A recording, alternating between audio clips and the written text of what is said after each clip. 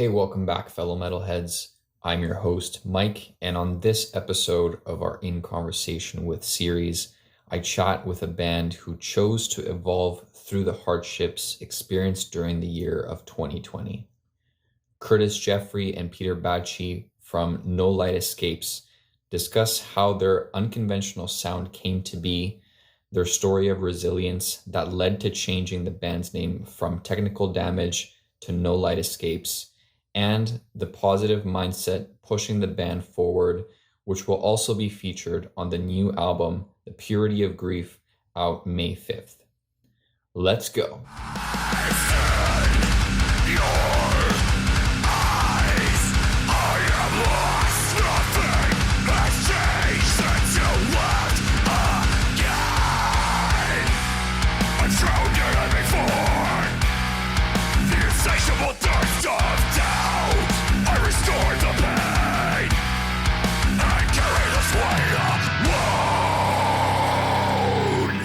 So welcome everybody back to the GWN Metal Podcast. Today we have a special guest, kind of a newer band, kind of a rebranded band, which I think is very interesting. And so today on the show we have Kurtis Jeffrey and Peter Bagchi from No Light Escapes, previously known as Technical Damage. And so today we're going to hit on a bunch of different cool things around their new rebranded band. What does that mean? How their 2020 has gone, and the future of this new project. So Kurtis and Peter, thanks for joining us. How are you guys doing? Doing well, man. How are you doing? We're doing really well. Yeah, doing amazing. It's a sunny day in Vancouver, which is kind of rare. So that's good stuff. Yeah, I wanted to start off the conversation with actually talking to you guys about the first and only time I saw you guys play. So I don't know if you remember, but I think it was in 2019, Rain Seated Recorders did like an open house. Right. Yeah, and then there was like a show afterwards, and yeah, I remember going to that show. It was the first time seeing you guys, and this was under the Technical Damage brand. Yeah, first time I heard your stuff, thought it was really cool. Obviously, very progressive.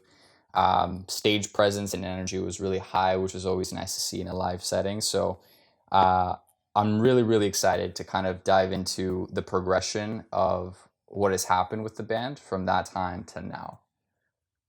Yeah, it's been a long time, 2019 till now. There's a lot of things have changed since then. But I remember that show. That was the show where we were playing, and we played with the guys in Truant and Pound. And whenever you play before Pound, you're just you expect to get your ass kicked immediately after you get off the stage, and then those guys show up. So no, that was I'm glad that you brought that one up. That was a good show. Yeah.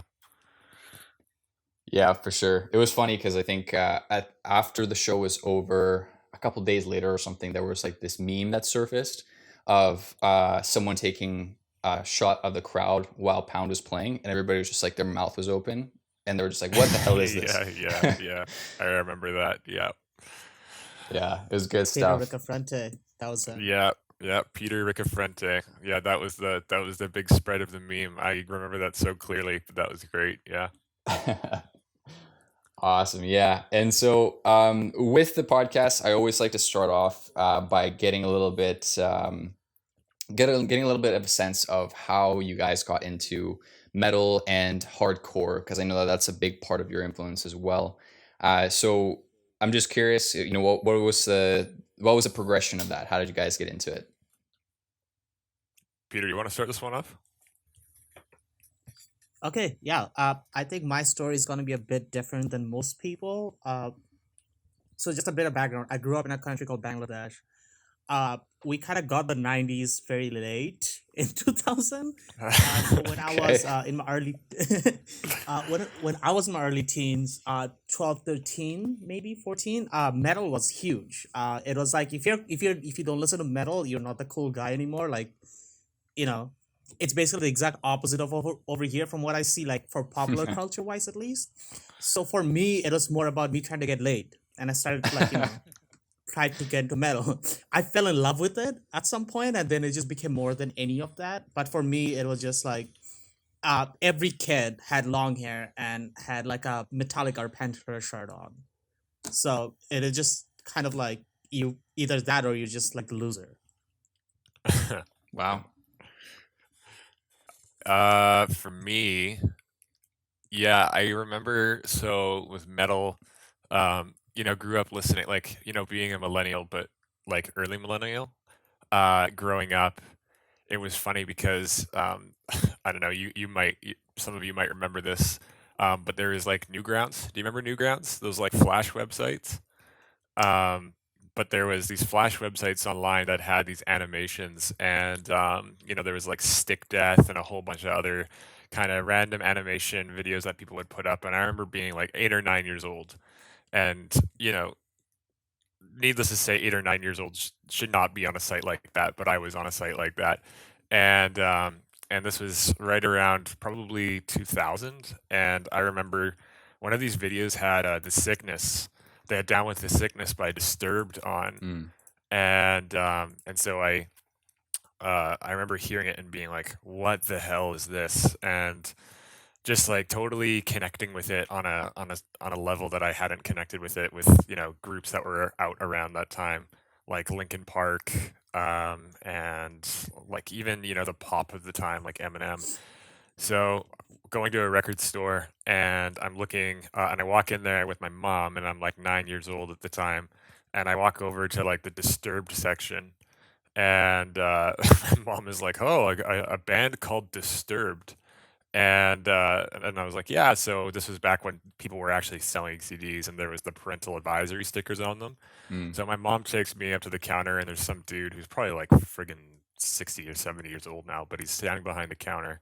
And yeah, 9-year-old hands him, the sickness. And he looks at my mom, and he's like, "Are you sure you want to get this?" And my mom's like, looks at me, and she's like, "Are you sure?" And I was like, "Absolutely." And then so it was kind of from there is how I picked up on the Disturbed, and that led to Slipknot, Iowa. That was right around the time that they were kind of starting to pick up steam. They weren't super popular, but they were starting to get bigger. And then I discovered Strapping Young Lad, and then it was like pretty much just an umbrella of stuff. Um, hardcore is more recent. I've kind of discovered more hardcore over the past 10, 15 years, and then sort of worked my way back. A lot of it's been shown to me through people who I know, and I was listening to it and I was like, how did I miss this? So yeah, groups like Earth Crisis, Cro-Mags, what's like Turmoil. There's a few bands that I've been really into recently, and it's been informing our sound as we continue to move forward. But yeah, it's kind of it. Nice. Yeah, it's definitely, as Peter mentioned, it's like two different worlds, right? Of how metal came into our lives, which is really interesting. And Kurtis, you started touching on something that I was curious about too, which was around like the influences that your band has. And so we're gonna get into, what the music sounds like today in a bit, but in kind of like the early stages of deciding, to form a band in the first place, what were some of the musical influences that you guys had for your own sound? Well, I wasn't around for the early founding of the band, so I think Peter can speak towards the origins. Uh, okay, so it was a long process. So basically, it started when I moved to Canada, and I kind of just didn't know how to speak the language very well, and I couldn't really make friends. But I wanted to play, and my brother at the time, he really wanted to be a drummer, but he had no idea how to play the instrument very well, or didn't take any lessons. So we ended up buying a kit and just like kind of DIY yourself. So me and him started trying to play a lot of Pantera and Lamb of God in our basement. Uh, and that kind of went on for a while. We kind of had like a few friends come in the meantime over the years, and just it never really clicked till we found Chris on Craigslist one day, and we brought him in, and we started jamming, the three of us, in guitar, drums, and bass. And then Harrison went to school with Michael. Michael at the time was taking some jazz courses in Capilano, and Harrison was in the same classes. So he kind of came in, and that kind of like influenced our the way we sound, because me and Michael had the groove metal background. Chris had a kind of like a death metal, old school metal background, and Harry had the most like more modern sound. Like he was listening to a lot of August Burns Red and that kind of band. So that kind of influence like gelled together, and we created the first EP, which was Damaged Nation. We wrote the entire thing, we recorded it, and then we went looking for vocal. So Kurt, he just kind of wrote the lyrics and sang over it. So that's what that particular EP sounds it sounds really different from what we sound like now. It's just because Curtis wasn't part of the writing process. And since then, our taste has changed. Like, I barely listen to groove metal per se. My music influence has been heavily influenced by Curtis and Harry. Like, whatever they listen to kind of just became my music taste over time. So it Yeah. sounds like, over the years, once you started discovering newer bands, all of those started influencing the music itself. And so in a way, it's almost like every time that you go back to the writing board, there is something new to add to the table and something maybe to take away. Yeah, I think for sure a big I know for me, when you talk about bands that inspired us to start, for me it was interesting because I was in this grunge rock band in 2012, and it was, if I could describe it in any word, it was a gong show, in that it was a lot of kind of learning through, they always say learn through mistakes, but we made like some cataclysmic mistakes in terms of how we were spending money, how we were promoting ourselves. And I became like really disillusioned with just playing music in general, because I was just frustrated, and that one negative experience basically made me be like, I am never playing in a band again. And so 4 years passed, and it was 2016, I think, was the year. And 2016, it was in the early summer. I went to go see one of my favorite bands, one of the bands that's really influenced our sound, which is Misery Signals. And they were playing at the Biltmore, and one of the bands that was opening for them was a local band. And I was like, who the hell are these guys? Like, this is some underground newer band that's absolutely shredding, and people are going ballistic. And I'm like, who are these guys, and what are they doing? And then I went up to the merch table afterwards, and it was Neck of the Woods. And I had a chance to kind of briefly talk with some of the guys in the band. And I mean, it's funny, they're good friends of ours now, actually. But it was those guys, seeing Neck of the Woods live was what kind of revitalized the entire idea of a local band to me. So Harrison and I have been playing music together for the past 10 years, and eventually he was like, yeah, we're looking for a vocalist. And I was like, shit, well, I'll come out, I'll do an audition. And it's like Peter said, they had a record there. They had a record ready to go, and so I just came in, and in 2 to 3 days I laid down the vocals for it, and that was how the EP came to be. Damn. And for you, Curtis, did you, like, when you first started the grunge band, you were also the singer in that band?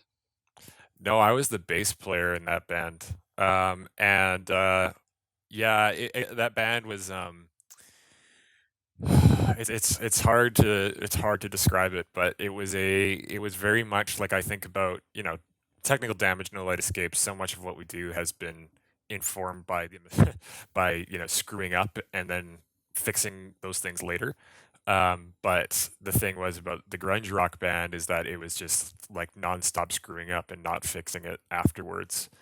But that really helped me kind of frame how I wanted to proceed if I was going to be in this band. And I was like, yeah, I just want something casual, something chill, like just to play. And then, of course, that did not happen at all. It did not become chill. It did not become casual. It became we became quite invested in what we were doing. So, yeah. And so talking about the first iteration of the band, so Technical Damage, right now it's branded as modern metal meets hardcore and experimental music. And so, Peter, you kind of touched on it a little bit, and how, everybody had a little bit of a different background in their sound, right? From jazz to death metal to grunge, groove metal, and stuff like that. And so, what I'm really curious about is like when you first started writing, how did you even decide on like what the songs were going to sound like? Because there were so many different influences. Like at the beginning, were you intentionally trying to create something that was a mix of everything, or did it just kind of come out that way? Uh, the first EP, I kind of wrote a couple of the songs. We never wrote like what we do right now. We kind of just write together, or actually, Curtis and Harry did most of the writing for the new album. But Introspect was more of, I would say, collaborative. It's like more into of mixing things together. This one, it has its share of it, but the first EP was just like there's no collaboration whatsoever. First EP, I wrote 2 songs, Chris wrote 1 song, and then just, hey, you want to play a solo, do this there kind of deal. So if you listen to the first EP, weird, like you can songs are by me just because of the playing style, and the one of Harry because that's the most modern sounding one, and the most heaviest song I think we have written, not in that EP, but to this day, is the Snow Will Cover a Footstep, which was written by Chris. So you can see his extreme metal influence in it. Yeah, just to kind of jump in, that first EP is very like, you talk about watching something kind of start and then grow up. I was in no way, shape, or form involved in any of the composition and the arrangements of the songs on that EP. The way that it happened, more or less, was Harrison sent me a bunch of the tracks that were instrumentals to me, and then said, "Hey, we don't really have any vocal lines or any lyrics for this. Why don't you come out and jam?" So I did, and I laid down a bunch of like super rough stuff. I look back on it now, and I feel like a lot of vocalists do that. They look back and they're like, "What the hell was I thinking? I could have done so much of a better job."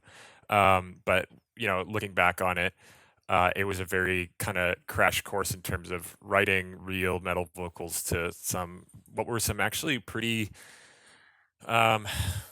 complex songs to write to. Peter brought up The Snow Will Cover My Footsteps, and yeah, one of my favorite songs I think that we've ever written, especially under the Technical Damage name.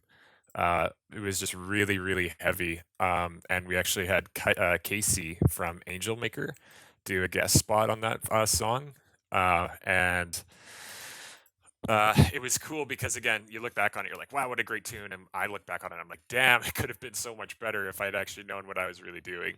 But yeah, that there wasn't a ton of collaboration that happened on that record. But as time moved forward, it became much more of a collaborative piece. Mm-hmm. So how did things change when recording Introspect?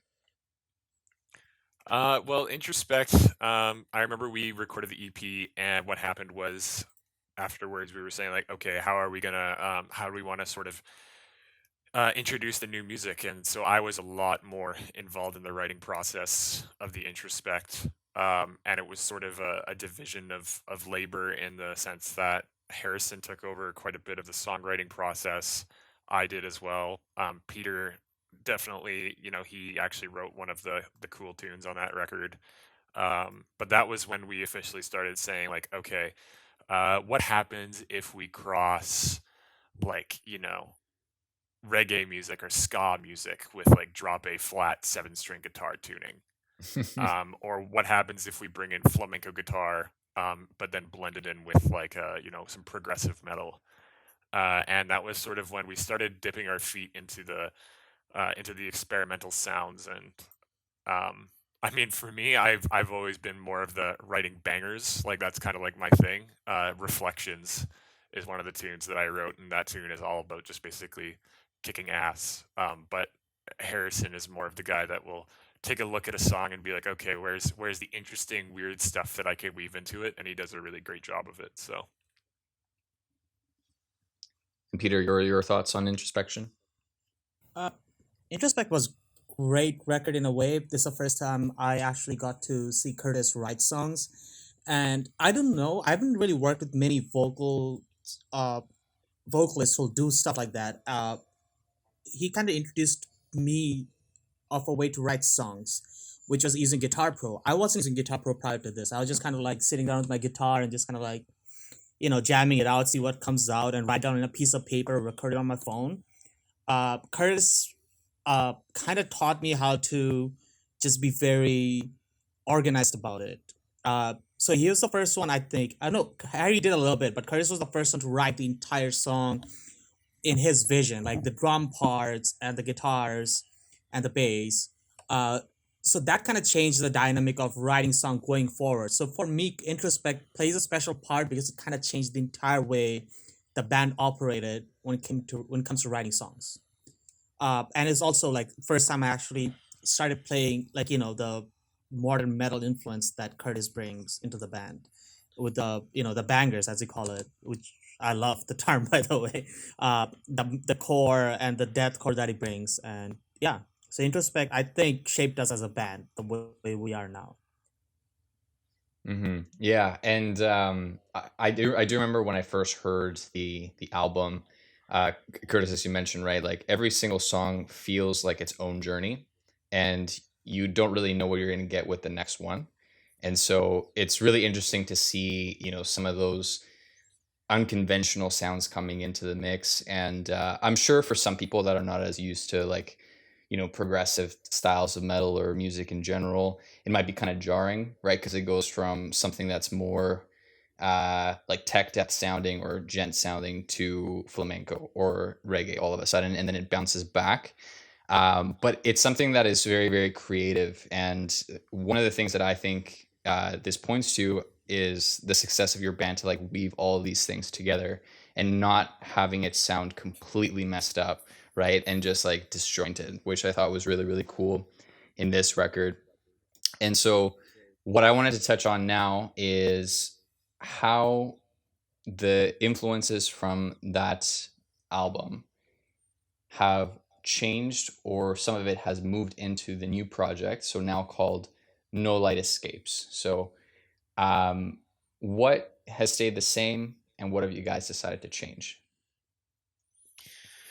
Well, like, I mean, the songwriting process in a lot of ways has stayed the same in the way that Peter kind of touched on it.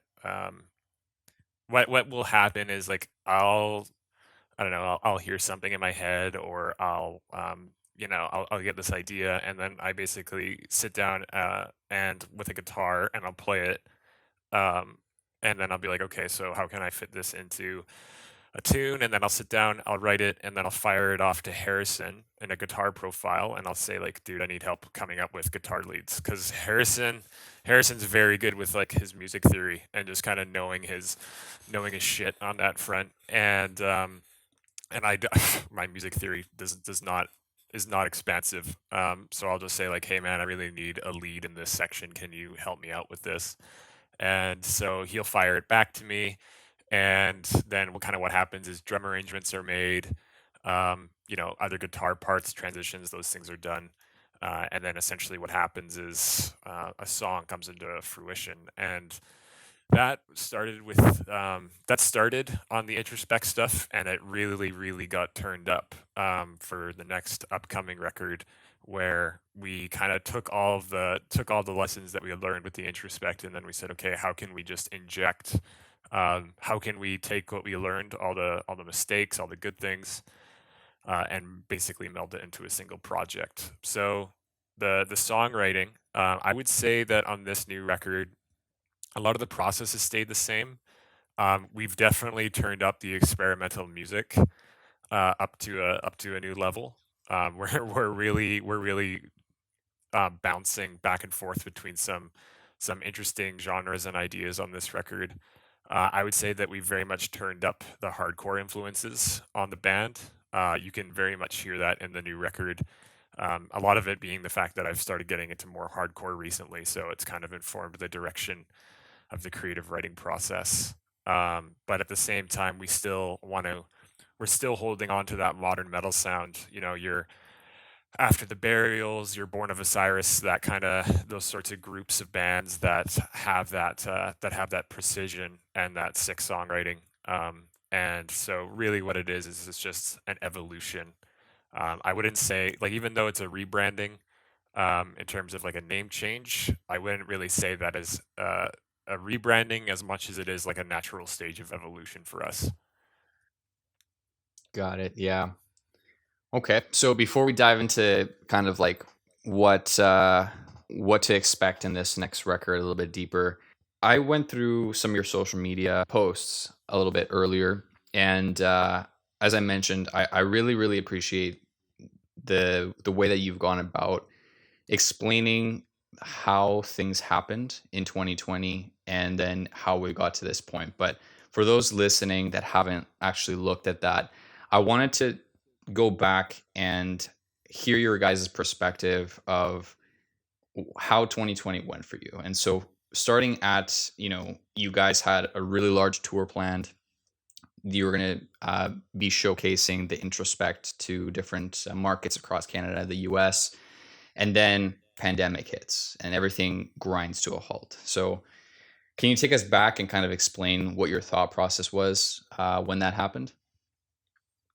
Yeah, for sure. It's something that I think about every day. Well, not every day per se, but something I think about a lot. Yeah, so 2020, 2019, like I kind of got to rewind it a bit. But September 2019, we found out by this time, all of 2019, we had sat down. The Introspect was a really interesting record, but it was very rushed. The production quality was not the level that we wanted it to be. Uh, it's actually hard to listen to the songs now because of that. And it was the Introspect we felt was kind of like almost it was we more or less picked up we played a bunch of shows in early 2019 and then we're like, okay, we're gonna get started, we're gonna go find a new producer, we're gonna go find a new person, and we're gonna basically start writing the next record. That's how we found Tim, who we can probably talk about later.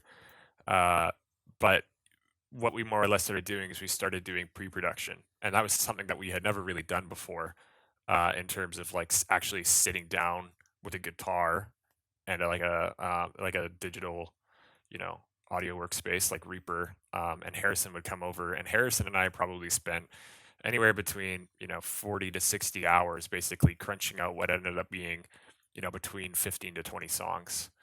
And what happened was we were like, okay, so we're gonna do an 8-song record, but we're gonna fight amongst ourselves to see what 8 songs are the absolute best of the 20.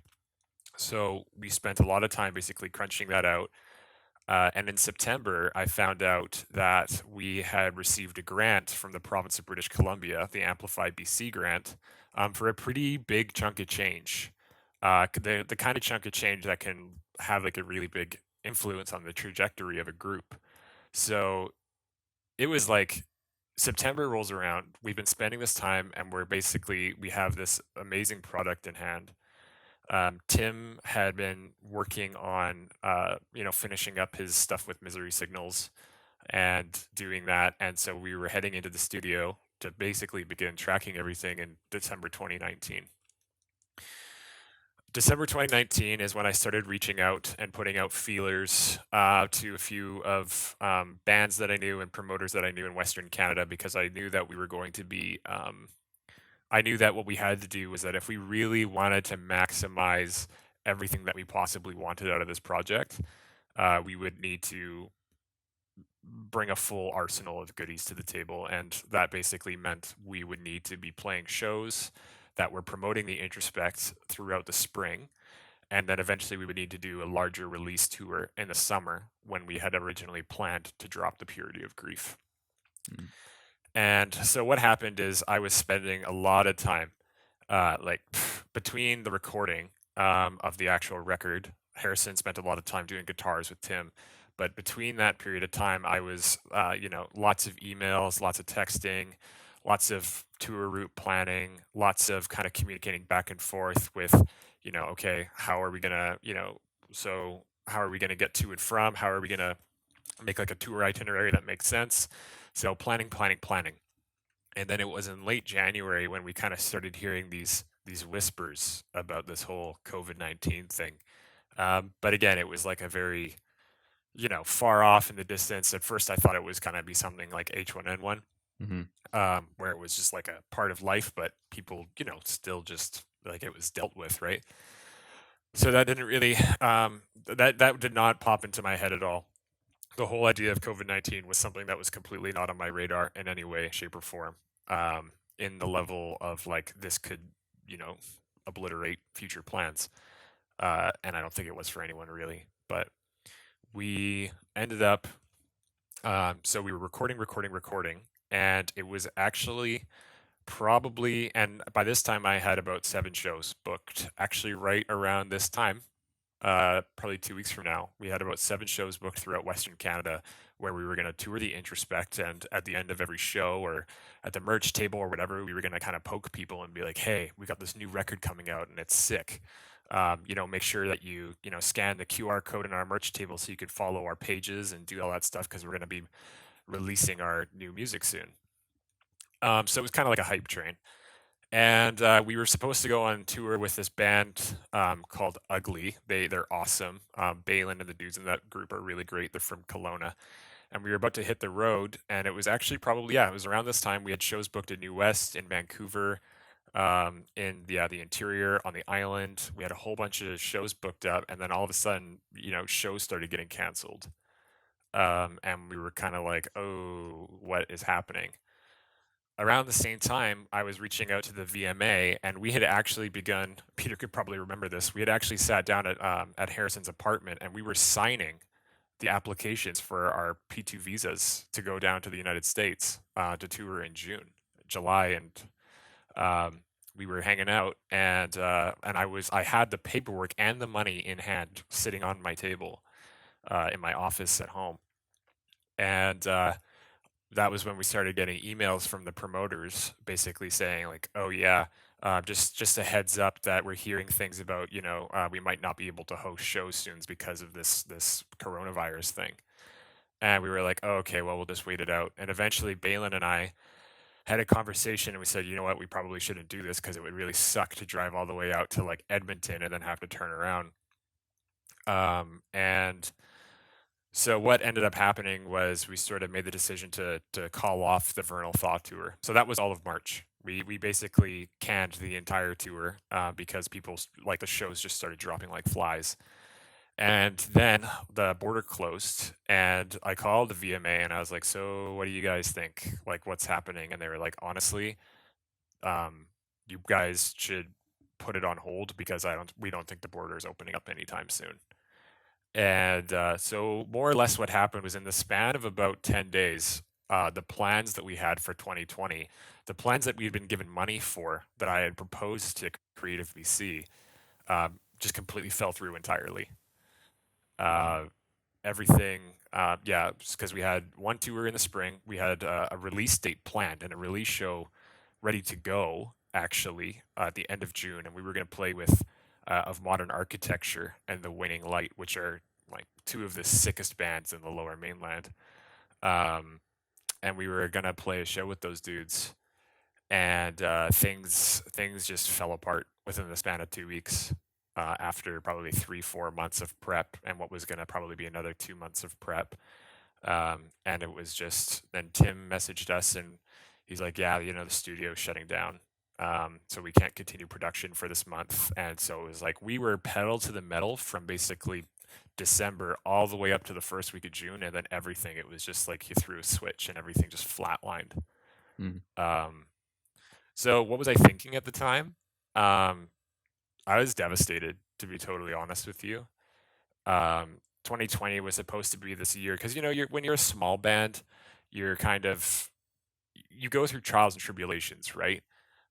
You go through kind of like playing, these big shows, like you play like our gig with Neck of the Woods in Vancouver is one of my favorite shows that we played. And then, when we played a sold out show in Kelowna, that was awesome too. But then, you play like those kind of whatever shows where no one really shows up, and it's like, so this was supposed to be where we took that kind of, being an average local band to being something that at least like a fairly well-known name. Like that was supposed to be our thing.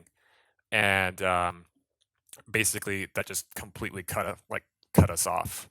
And we were back to both square one, and not being able to finish recording the album that we were doing at that time. So it was plans crumbling in front of me. When you have a labor of love and it starts to fall through, the only way that you can kind of describe it is as heartbreaking. Yeah, man, that's a crazy, crazy story, man. And yeah, I think a lot of bands out there may have experienced something similar, but For to hear sure. your side of it, I mean, it's really interesting for me, right? Because I don't play in a band or anything, but I care so much about the scene and making sure that bands like yourselves that are really pushing it, like really trying to make something out of it, have an opportunity to do so, right?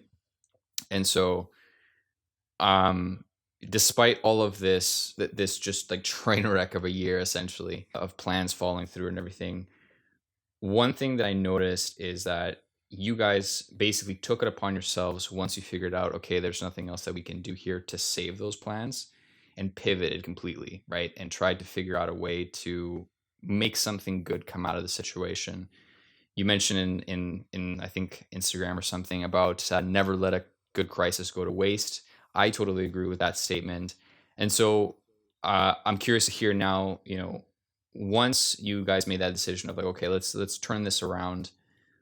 How did you guys do that, and what steps did you take in order to kind of get out of that space? Well, and the way to think about it is, the conversation about rebranding from technical damage to like no light escapes is very much a conversation that resembles what we're going through as a society right now. In the way of like, sure, there's a vaccination campaign rolling out in Canada. There's certain signs of hope that we might be turning a corner around the pandemic. Um, but the reality is, man, is that you and I, we have no idea, right? You and I, like at the end of the day, whether it's variants or further social restrictions or upticks in cases, Monday can look completely different from Friday. Like end of next week, I wouldn't be surprised if there was just a giant coronavirus monster walking down the streets of Vancouver, tearing buildings down, because it was just the reality of everything in 2020. What it basically taught us is like anything can happen. You know what I mean? Hmm. Um, and I think right now as Canadians especially, I think we're kind of just living through what is essentially bleak acceptance, in the way it's like this is just the way things are now. And um, there's a for us it was like, again, it was just such this emotional high of and we had also gotten offers to play some amazing festivals, metal festivals in the summer, which is a big deal for us because we went to those festivals and we would point at the stage and be like, I want to be on that stage. And then all of a sudden we get the emails and it's like, yeah, you guys want to play? And we were like, hell yeah, like totally. And then it's like, okay, COVID-19, sorry, the festival's canceled. And so it was one of those situations where I would say that it came from a place of the rebirthing of the no light escapes process and never letting a good crisis go to waste was founded mostly in anger, I'd say, towards the world. Um, you know, it was founded in the sense of like we've lost control of something that we thought that we had complete control over. And it was something where and I feel like a lot of bands are going through this. It was something where we felt like we were just at the mercy of the world, Mm. at the mercy of provincial health directions and at the mercy of kind of basically just a virus that was spreading to and from people. And that's only kind of gotten worse in waves. So, earlier last year, July, August, we're kind of like, oh yeah, things are improving. Hopefully we'll have live shows come back later this year. And then obviously we got hit with that wave in November. And it was probably right around that time in September, October, November, where we just said, guys, um, like the table that is set for us, we don't like it. So what can we do to possibly change this? And the response that the five of us kind of gave was, you know what, we're gonna flip the table. Mm. And so what happened, and flipping the table, what that basically meant was rebranding the band from Technical Damage, which we felt was an older kind of iteration of what we were doing as a musical project. And we said we're going to take back the power that COVID stole away from us, and we're going to be resilient. We're not going to be victims. Getting up and looking at our social media pages isn't going to depress us anymore. We're not going to take that. Of course, we're going to be following, public health orders and doing all that stuff, because that's kind of our obligation to the people around us. But what are we going to do in order to continue improving us in our careers? And yeah, that's how No Light Escapes came to be. Is it just came back from taking the power back, and finding a new sense of direction and a new sense of hope. And also because No Light Escape sounds a lot better than Technical Damage. So yeah.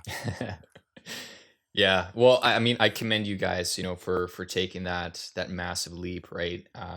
This is a time where a lot of bands, from what I can tell, have gone one of two paths, right? One, which is kind of giving into that sorrow, right? That loss, and staying stagnant, right?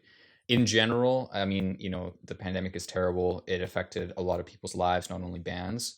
And that's an understandable way of dealing with it. But you chose the other path, right? The one of, rebranding, rebirth, figuring out a way to get out of it. And so it's not easy. And yeah, I commend you guys for trying, and actually now, right, pulling it off with the new release coming out soon. So just briefly, what does the name No Light Escapes mean to you guys now?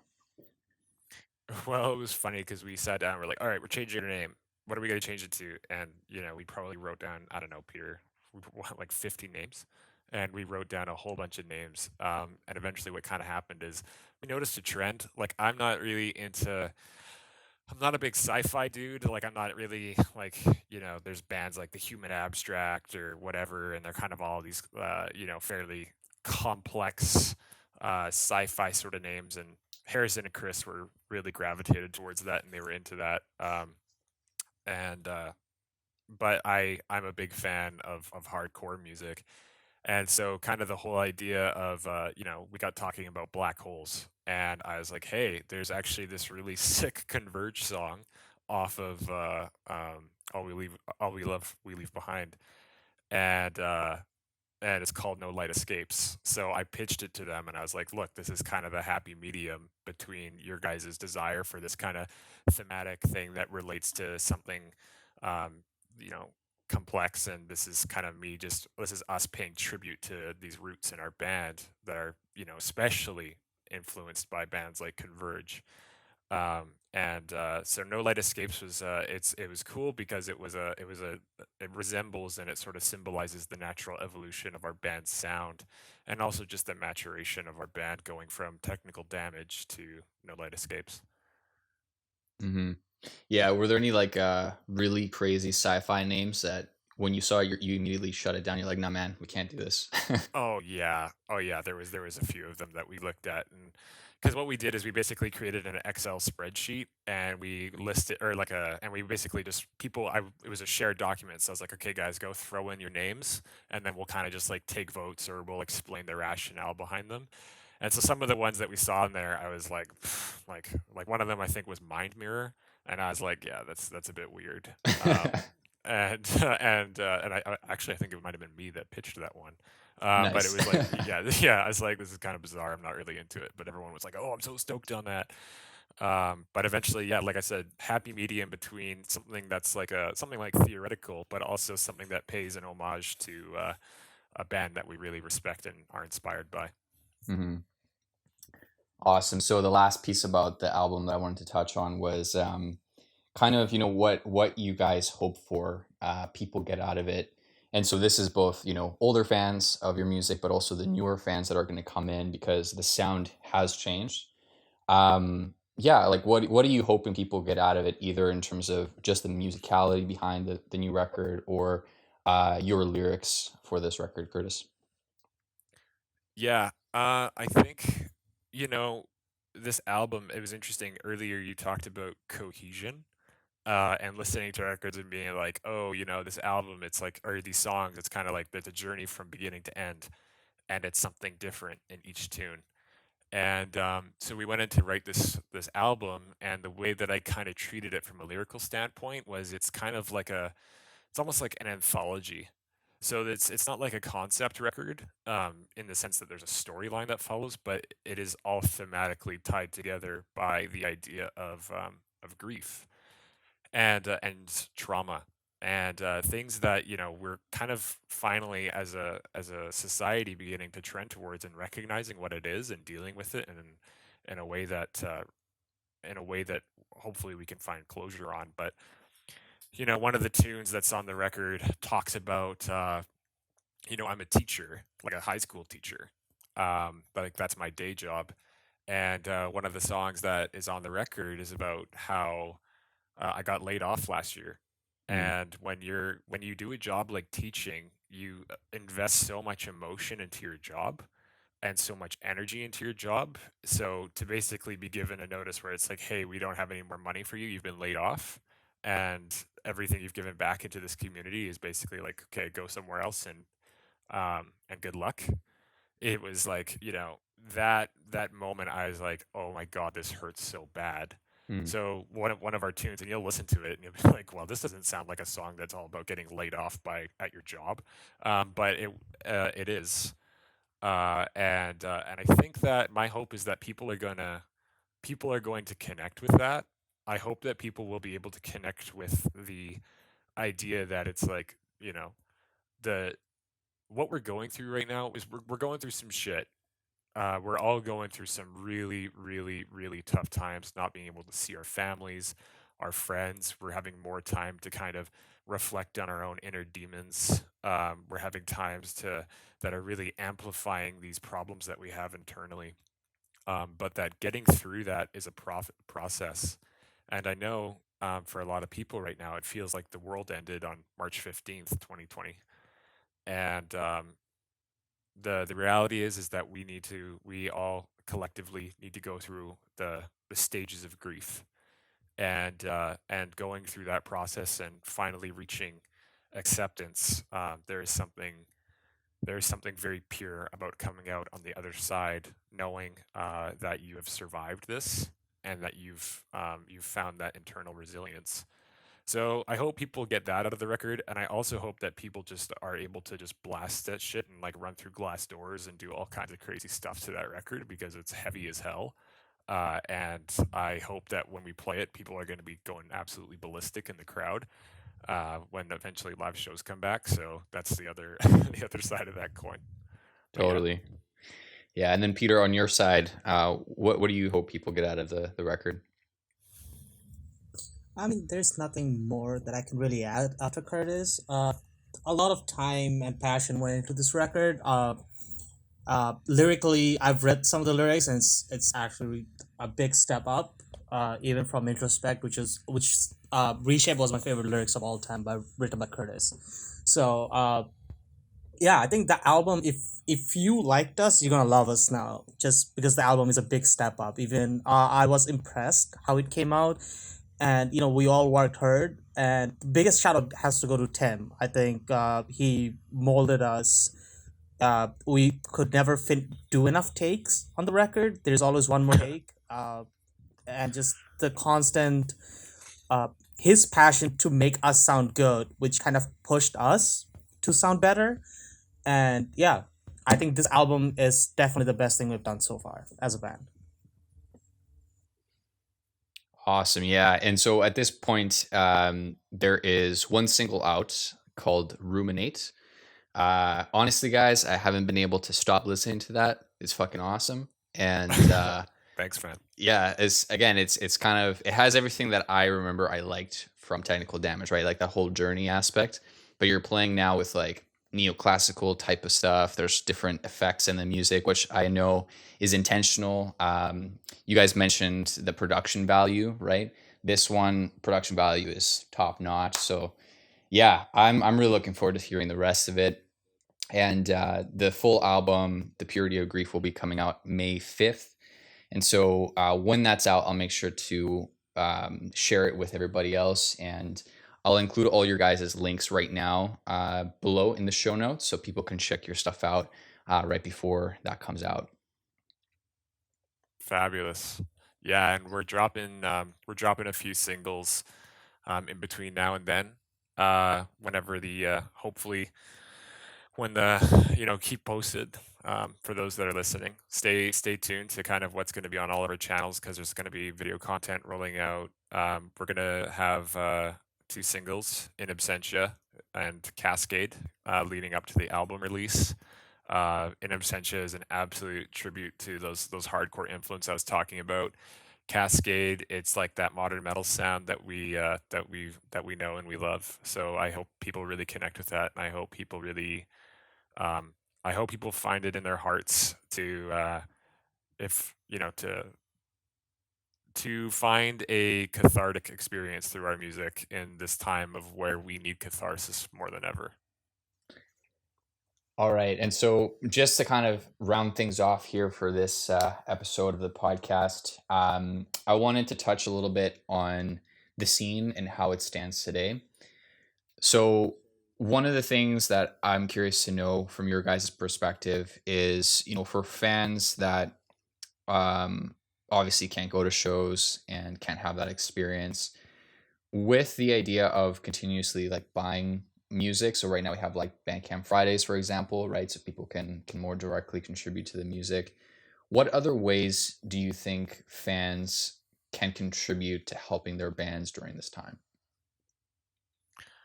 Well, I would say that there's 2 things that come to the top of my head. The first is everyone's got a tough time in terms of spending money right now. Money is tight because of various reasons, and I completely 100% understand and respect that.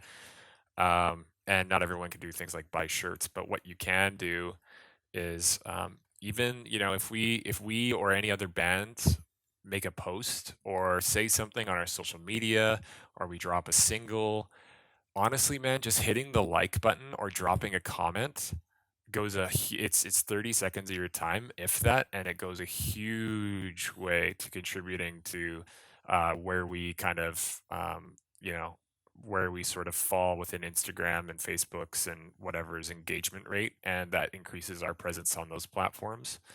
The second thing is giving us a follow on our streaming platforms, and just if you like what you heard on Ruminate or in the upcoming singles, just hit that save button. Similar thing.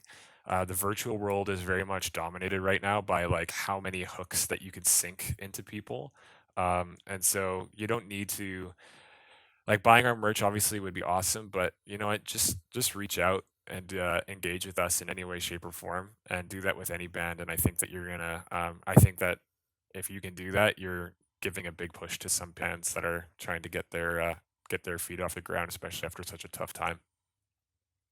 In terms of, just kind of spreading the love around for our local scene here in Vancouver, or, just bands in general from across Canada, I always like to end things off with giving you guys a platform to shout out some of your favorite bands, or just, some friends in the industry.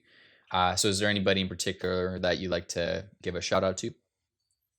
Yeah, for sure. We have ran a really tight ship with the Purity of Grief. And basically, the whole idea when I was looking for people to be a part of this project was I wanted them to be as invested in it as we are. So I want to give a shout out to Tim Creviston, who, as Peter mentioned, pushed us so hard in the studio to be good and to be better. And we've come out of that experience as better musicians and as better songwriters. And if you have not listened to his stuff that he's produced for bands, like, get your ass on it, because it is awesome. The other person I want to give a shout out to is the person that has been behind all of our artwork for the record, and that's Taylor Beadle from Abysmal Arts. She does amazing stuff. She loves working for bands. She designs our merch. She does our single artwork. She's done our album artwork. She's really put her heart and soul into our stuff too. And so she's awesome.